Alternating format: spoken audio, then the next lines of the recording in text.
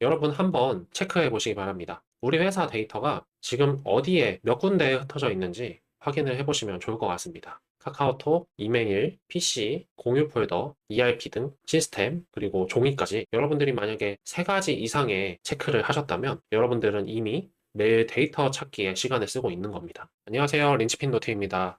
우리 회사 데이터 카톡에 있습니다. 라는 주제로 오늘 얘기 나눠보겠습니다. 2026년 AI 시대에 우리 회사의 가장 최첨단 데이터 전송 방식이 아닐까 합니다.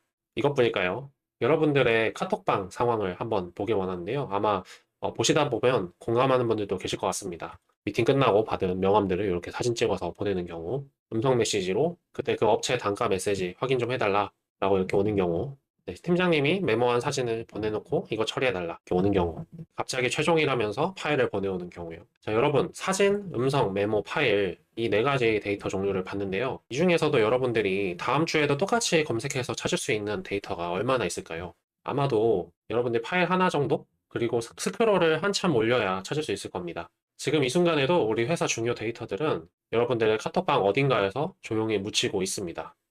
오늘은 이 데이터들이 대체 어디에 살고 있는지 한번 추적해 보려고 합니다. 제가 현장에서 경험해 본 회사들의 데이터 서식지를 정리해 봤습니다. 5개 정도 순위를 매겨 봤는데요. 한번 보도록 할게요.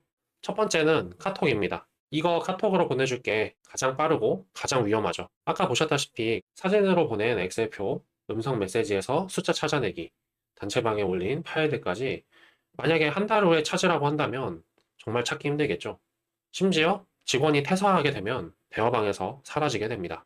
두 번째는 이메일입니다. 이메일은 의외라고 생각하실 것 같은데요. 메일로 보내드렸습니다 라고 얘기 많이 하시죠. 보냈다고 확인은 되는데요. 문제는 첨부 파일을 여러 번 주고받게 되면 결국에 어느 버전이 최종 버전인지 확인하는데 시간을 다 쓰게 됩니다. 첨부 파일에 아리 땡땡 아리 땡땡 붙어서 견적서 수정해주세요. 뭐 이런 식의 메일 보신 적 많으실 거라 생각합니다. 세 번째입니다. 개인 PC입니다. 아, 그 파일 제 컴퓨터 안에 있는데요. 제가 나중에 보내드릴게요. 라고 대답하시는 경우 있으실 것 같습니다. 그러면 그 파일은 본인만 접근 가능한 파일인 거죠. 만약에 해당 직원이 휴가를 가거나 자리를 비우게 된다면 그 데이터도 함께 부재중이 되겠죠. 심지어 그 PC에 고장이라도 생기게 된다면 만약에 백업이 안 되어 있다고 생각하면 상상만 해도 끔찍합니다. 네 번째, 공유 폴더입니다. 공유 폴더와 클라우드 올려놓으면 무슨 문제가 있어? 라고 생각하시는 분들도 계실 것 같습니다. 네, 말씀처럼 여기에 올려두시게 되면 모두가 볼 수 있긴 한데요. 지난번에 제가 RPA 영상에서 잠깐 다뤘던 내용인데 자동화를 하려면 같은 형식, 같은 패턴을 지녀야 자동화 가능하다라고 말씀드렸던 적이 있습니다. 그런데 파일명에 최종, 진짜 최종 이런 말들이 붙어 있으면 AI가 과연 이거를 알 수 있을까요? 파일이 있긴 있는데 어떤 게 맞는지 모르는 상태로 남아 있는 거죠. 다섯 번째도 있습니다. ERP 그리고 시스템. 의외죠. ERP하고 시스템은 뭐가 문제일까요? 라는 생각이 드실 겁니다. 여러분, 시스템에 입력은 하는데요. 확인은 카카오톡으로 하시는 경우가 문제인 겁니다. 일부 데이터는 시스템에 들어있고, 나머지 데이터는 앞서 말씀드린 네 곳에 흩어져 있는 겁니다. 시스템에 입력은 하는데, 확인은 카카오톡으로 해요. 이러면 시스템이 있으나 마나인 거죠.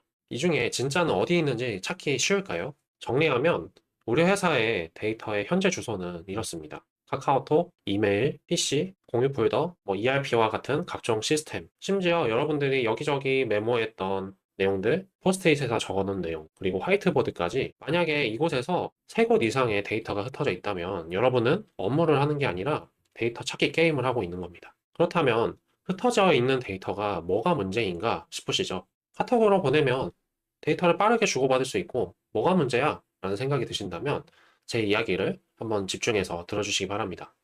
맞아요. 당장은 빠를 수 있습니다. 문제는 나중에 생기기 마련입니다. 첫 번째 문제 하나, 찾는데 시간이 많이 걸린다는 겁니다.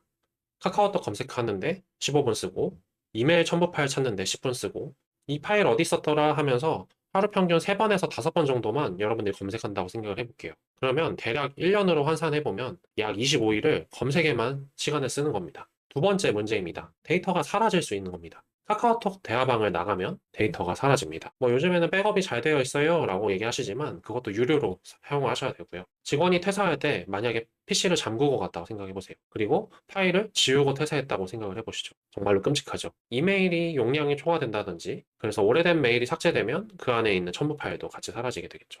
당연히 종이라던가 포스트잇 같은 건 커피 쏟거나 없어지면 끝나는 거죠. 데이터가 존재하지만 접근할 수 없는 상태가 되는 겁니다. 세 번째 문제, 이게 가장 큰 문제인데요. 데이터를 합칠 수가 없습니다. 매출 정보는 ERP에 들어있고 고객 응대 정보는 카톡에 있고요. 각종 거래 조건은 이메일 안에 들어있는 겁니다. 여러분 이거를 합쳐서 고객에게 얼마를 팔았고 어떤 이슈가 있었고 이런 내용들을 한눈에 보실 수 있을까요? 저는 불가능하다고 생각합니다. 이 업무를 하려면 여러분들은 세 가지의 저장소를 각각 열어서 수작업으로 합치셔야 합니다. 그리고 이게 지난번에 제가 잠깐 다뤘던 데이터 취합의 문제이고 여러분들이 야근하는 근본적인 원인이 됩니다. 데이터를 보내는 건 빠를 수 있습니다.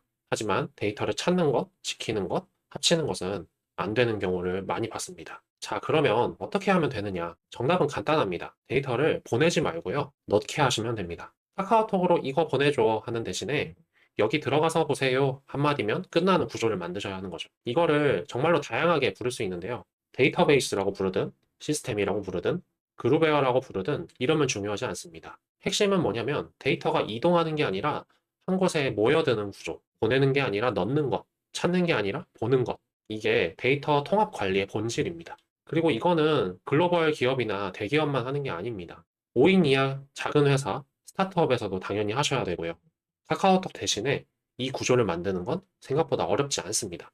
여러분 한번 체크해 보시기 바랍니다. 우리 회사 데이터가 지금 어디에 몇 군데에 흩어져 있는지 확인을 해 보시면 좋을 것 같습니다. 카카오톡, 이메일, PC, 공유 폴더, ERP 등 시스템, 그리고 종이까지 여러분들이 만약에 세 가지 이상의 체크를 하셨다면 여러분들은 이미 매일 데이터 찾기에 시간을 쓰고 있는 겁니다. 이전 영상에서 다뤘던 내용들, 파일이 쪼개져 있는 문제, 야근을 하는 문제, 숫자가 안 맞는 문제, 파일명이 이상한 문제, 오늘 보셨듯이 전부 다 같은 뿌리에서 출발합니다. 데이터가 흩어져 있다는 것, 이 뿌리를 어떻게 정리할 수 있는지 다음 시간에 한번 다뤄보도록 하겠습니다. 지금까지 제 영상을 시청해주셔서 감사합니다.